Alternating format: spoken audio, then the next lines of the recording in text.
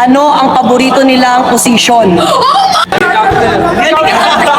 Kaya pala umiis bigla. I will teach you how to doggy. Dog style. Tandaan nyo ha, mayabang tayo. Hindi tayo pwede matalo. Yambas. Mga lods, no? Panalo na naman ang G-Spot, syempre. At dahil meron tayong 8 player lang naman ngayon, pero nanalo pa din. Ang tatanong naman natin sa kanila, ano ang paborito nilang posisyon sa court? Dahil na natin si player of the game. Player of the game, EJ Cruz. Kung Fu Fight. EJ, ano ang paborito mong posisyon? Wala akong position. Wala kang paboritong posisyon? Lahat gusto mo? Ano pa na ito eh? Jack of all trades. Things are raggy. Ano favorite mong posisyon, Bar? Tagatira. Dos. Tagatira.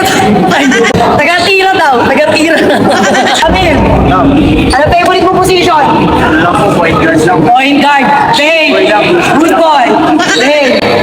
Jasper. Pakita sa launa ito eh. Hindi ako ng pwesto, madam, ha? Jasper, paborito mong posisyon? Saan ba?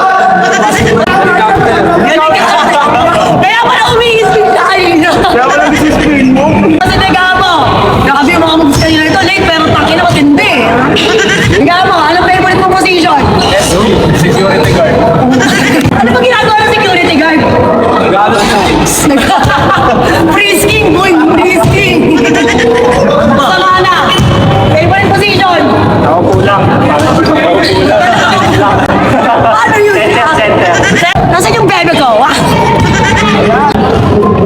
Anong favorite mong position? Oh my God! Center. Center!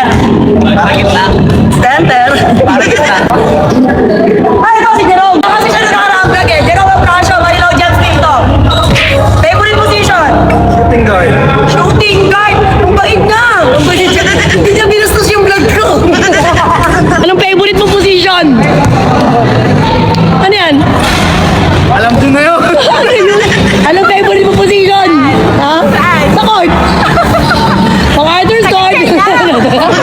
Pre, matatapos ba ito nang hindi ka tinatanong? Ikaw, anong paborito mong posisyon? Favorite position? I will teach you how to doggy. Dog style. Ngayon, narinig nyo na yung mga paboritong posisyon ng Team G-Spot. Kayo, anong favorite position nyo? Comment nyo sa baba. Let's go. Yambas.